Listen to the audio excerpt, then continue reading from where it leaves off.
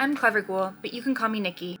Welcome back to the channel. I've been wanting to do something involving Krampus for a while now, and then a couple weeks ago I was on TikTok and I saw this video by an artist named Sarah Toro, I hope I'm saying that right, where she recreated an elf on the shelf as Krampus. She is so talented. It's an incredible project. I'm gonna link it in the description box. Go look at it. It's so good. But I didn't want to buy an elf on the shelf just to make a Krampus, so I kind of forgot about it. That is, until I was at Target and I saw these mini $3 elf on the shelf ornaments, and I knew I wanted to create my very own version of Krampus. With all that being said, let's get into it.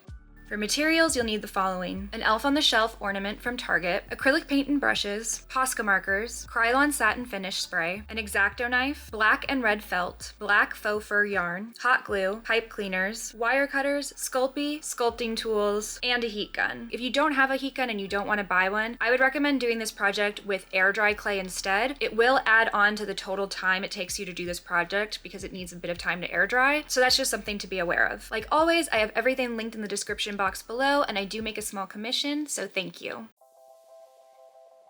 First, carefully remove the elf's hat with an X-Acto knife or with your brute strength. Next, I mixed together tan, which, by the way, this tan looks really gray to me. I don't know why it's called tan. Deep gray and white to make the perfect face paint shade. And then I applied it all around the face, neck, and ears. I used a hairdryer on a low heat setting to dry this before adding additional coats, and I did about 3 to start. Then I wanted to add on the ears, so I pulled out the Sculpey and began by rolling out a small piece, pinching it with my fingers to make a little pointy, elfy ear shape, and then putting it directly on top of the ear and using my sculpting tools to sort of press the clay into the ear and blend the two together. I did this on both ears, trying to make them as symmetrical as possible, and also adding on little details like folds and ridges. Once that was to my liking, I pulled out my heat gun and on a low setting, waved it around the ears to get them to set. Be careful here, as you can melt the elf's head. Mine started to get a little melty around the edges, so I took it and put it into the fridge to let it cool down and re-harden a little bit. Also, if you've never used a heat gun before, be very careful with it. It can burn you, it can start a fire. It is not something to mess around with, and you want to make sure you work over a heat-safe surface so that you don't start a fire and you don't damage anything around you. Once those were set, I took more of that gray paint and went around adding it all over the face and ears until it looked even everywhere. From there, I pulled out my black Posca marker and began to add in the face details, starting with the eyes. And before adding in the brows, I took a little bit of deep gray paint and outlined where I wanted them to go and added a little burgundy mouth before again taking that black Posca marker and redefining those eyebrows. As I was looking at him, I thought he could use just the faintest amount of blush because he would be in the snow or the cold, and he just needs the slightest flush to that gray skin. So I pulled out one of my favorite blush palettes, dipped my finger into it, and tapped it onto the cheeks and a little bit onto the nose to give him the faintest of rosy cheeks. Then I pulled out a white Posca marker and added highlights to the eyes, and once I was happy with the face, I brought it outside and sprayed it with Krylon satin finish to make sure everything was sealed. Once that was dry, I wanted to cover the body with fur. However, I was worried about the bright blue showing through, so I pulled out some scrap black felt, roughly cut out some shapes, and hot glued them over the blue sweater so that it just lessens the chance of any of that bright blue showing through the fur. Next, I cut about 18 inches of the faux fur yarn and started attaching it to the body, putting down a line of hot glue, putting down the yarn, and continuing that same process of hot gluing and wrapping that yarn all the way around the body. I stopped here because I wasn't sure about the hands and if I wanted to cut them off and sculpt new hands or if I wanted to leave them, so instead I moved on to sculpting the horns. I used some foil to create the inner structure and shape of the horns before applying a thin layer of Sculpey over them. I did one horn first and then went on to do the second one, trying to match them as closely as possible. I added some ridges into the horns and made sure that the base of the horn was completely flat before cooking them with the heat gun. Then I painted them, first with burgundy, then with some red, and then going in with a wash of deep gray, especially towards the base of the horns. And once dry, I took them outside and again sprayed them with that satin finish spray. While those dried, I decided to wrap up the legs with yarn the same way I had before with the body. And then I made a tail by cutting out 2 triangles of felt and sandwiching them with hot glue onto a pipe cleaner. And then I attached the tail with hot glue. At this point, I decided to leave the hands as the little round sort of nubs that they were, since I felt it matched the cutesy look that was kind of happening with this Krampus. So I covered the hands completely with black felt, and then I wrapped the arms with the yarn, stopping in the middle of the hand so a little bit of the felt was still showing. Next, I attached the horns with hot glue, and once set, I began attaching yarn first along the hairline and working my way inwards until the entire head was covered. Then it was time to add the tongue, so I decided to draw out the tongue shape, cut it out, trace it onto a piece of of felt, cut that out, and then hot glue it down into the mouth line. Now it's time to make his little backpack. First I put him face down on the table and with a scrap piece of paper traced out the rough size and shape that I wanted the backpack to be. Then I realized I had just thrown out the cardboard roll from a paper towel, smashed the end down with my hand, and then cut it to match that same size that I had just kind of figured out with the piece of paper. Then at the bottom of that tube, I cut slits to kind of narrow the sides down, and I folded them in and glued them shut. The bottom was staying open a bit, so I took a scrap piece of paper, added hot glue, and put it around the bottom of the bag like a band-aid, just so that it would hold its shape. Next, I lined the inside roughly with some scrap felt, as you won't really see the inside, but just in case you did peer in, you would just see red felt in there. And then I hot glued felt all the way around the outside of the bag, cutting at the bottom to wrap it like a present. And at the top, I cut slits into the red felt, hot glued it down one piece at a time so it had a nice seamless edge to it. For the straps, I pulled out some metallic red pipe cleaners, put the bag on Krampus's back, and wrapped the pipe cleaner around his arms so I could see how much I needed and where I needed to cut it. Then I attached the straps with hot glue and held them in place, but I really didn't like how the top straps were sticking out when you looked into the bag, so I cut another piece of red felt and hot glued that down on top of those, really secured those straps in place. Now, the bag was looking a little plain here for me, so I took more of that red metallic pipe cleaner, lined it around the top of the bag and attached that with hot glue. Then I took a scrap piece of burgundy ribbon and also lined that around the top so it just looked like a nice completed bag. I still wanted him to look a little more fancy, so I took some of that red pipe cleaner and lined it around the top of his boots, so there was a little bit of a visual break between his fur and his feet. And then I may have added a few other details to finish it off, which means it's time for the reveal.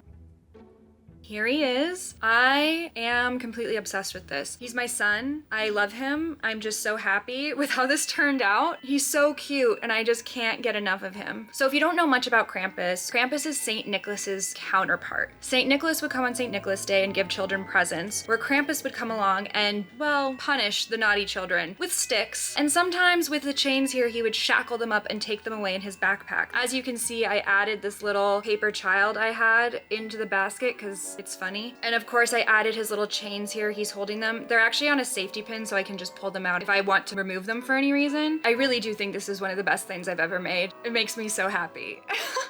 I just want to make a million of these. All I want to do now is make little dolls like this. I think you could do all sorts of fun things. You could make vampires, you could make the devil, you could make Bigfoot or other cryptids. I don't know, I just think there's so many possibilities with this. Anyway, if you were gonna do this, would you make a Krampus? Would you make some other sort of demon or cryptid? Maybe a Yeti would be good for Christmas. But I'd love to hear what you think, so let me know in the comments. Thank you so much for watching. Don't forget to like, comment, and subscribe, and I'll see you in the next one. Bye!